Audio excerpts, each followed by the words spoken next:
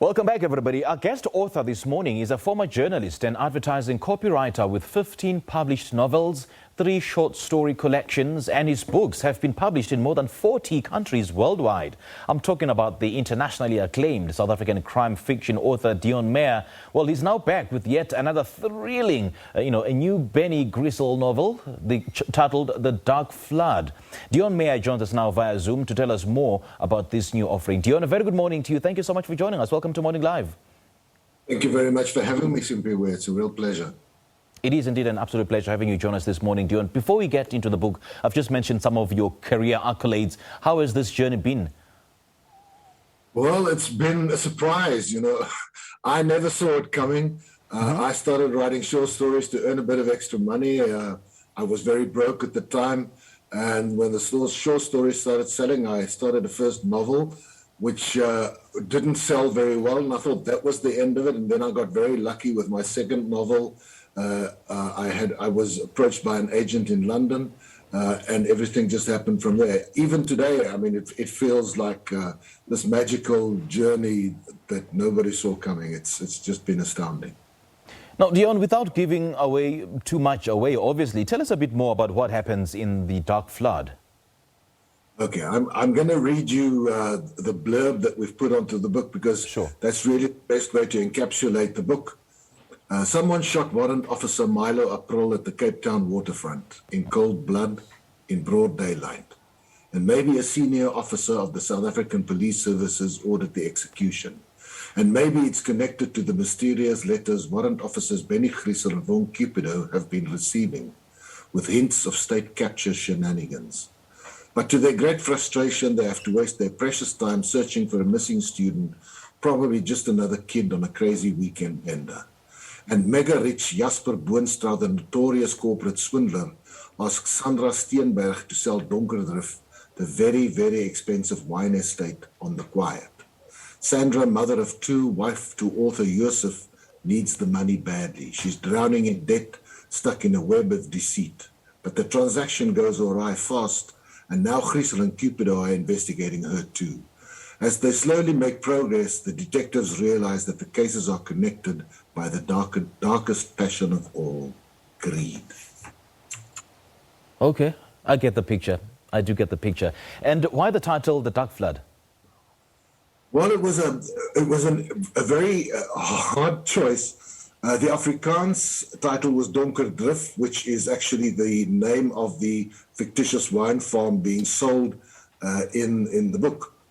And Donkerdrift means dark drift, dark ford for a river, but it also means dark passion.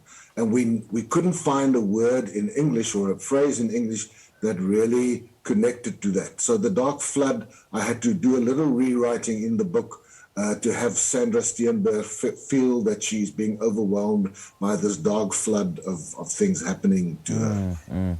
And in The Dark Flood, Deon, we follow detectives Benny Griessel and Von Cupido as they work on a missing persons report on student Khalid Brain after being demoted. Tell us more about how they sort of maneuver dangerous turns while on this quest. Well, they used to be hawks, but they were very naughty, so they've now been put out to Stellenbosch as a big demotion. They were captains, they are now warrant officers. And one of their biggest problems in this case is that there might be rogue members of the South African Police Services involved. And they don't know who to trust. And I think that is their biggest frustration and their biggest fear is that if they share the knowledge that they're going through the investigation with too many people, the case might get wrecked. So they have to really do some fancy footwork to get around all of that. And you also give us an insight into the inner workings of the police system and how it can sometimes be vicious when it comes to covering up crime syndicates within. Yes, it is, and a lot of it is based on fact. You can never take the real world and dish it up as fiction because the real world is much crazier. The truth is always stranger than fiction, and if you write a book that is the absolute truth, then people will say, nah, this is not believable. So what I tend to do is I tend to take real police cases. In this specific book, there were two true crimes that inspired what happens in the novel. But then I play the what-if game and I do something completely different with it. But I did do a lot of research with the police. The Stellenbosch Detective Branch was so nice in inviting me into their inner sanctum. I spent some time with them. I attended their morning parade meetings, which was revelatory and fascinating. And even today, some of the detectives at Stellenbosch, we live in Stellenbosch, Marianne and I, they are still so willing to help me to get all the small stuff right. Make sure that the way that they complete a dossier, the way that the rules work within the police, that I understand that and that I have access to that to try and make the books as realistic as possible. And greed seems to be the central theme in this book. Tell us more about this and how it plays out in this book, and maybe about other themes you highlight as well.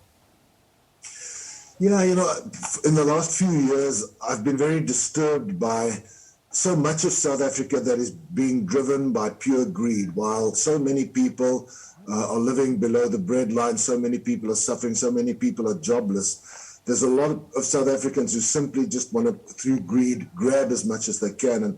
And that has really upset me. And I also started to see more and more crimes that are directly related to greed. And I thought I wanted to do something about this. And even some of the better characters, not the bad guys in the book, are also driven by greed. And if everybody does that, then there are going to be clashes. And the one thing that we can say about our two protagonists, Vaughan Kieper and Benny Griessel, is they are not driven by greed. So they can investigate this very objectively. Now, this book is mainly set in the Western Cape province, Stellenbosch to be specific. Tell us more about this setting and some of the notable landmarks you take the reader through. Yeah, Marianne and I moved to Stellenbosch, I think, about 11 years ago. We were and still are inkomers, people who came in from the outside. And I think for an author, it's always a great thing to be an outsider, because then you can look from an outside perspective and with a lot of objectivity to a society and a microcosmos like Stellenbosch. It is a fascinating place. We have the super rich living here right next door to the super poor, with everything in between. You have the university, you have the academia, which brings an interesting facet to the town. You have all the students and student life, which is a very dynamic thing. You have the wine industry, you have the mountains, you have the incredible natural beauty of Stellenbosch. And for me, that was just the perfect setting. It's probably the only book that I'm going to write about Stellenbosch specifically, but I wanted to do it once because I love the place and I find it so incredibly interesting and fascinating. Deon, lovely chatting to you, man. Thank you so much for joining us. I mean, the late Wilbur Smith called you, a global icon when it comes to, publishing such books. I mean, what does this accolade mean to you? Oh, it means so much coming from him. We were good friends, Wilbur and I, and his death is such a great loss. Wilbur opened up the world to South African storytellers. He showed the world that stories set in Africa about Africans can sell anywhere in the world, and I will always owe him that debt of honor. All right, Deon, thank you so much for joining us. All the best, man. Thank you very much, Simpiwe. Take care. Great stuff. That's globally acclaimed South African crime fiction author Deon Meyer, and he joined us for a conversation about his new book titled The Dark Flood.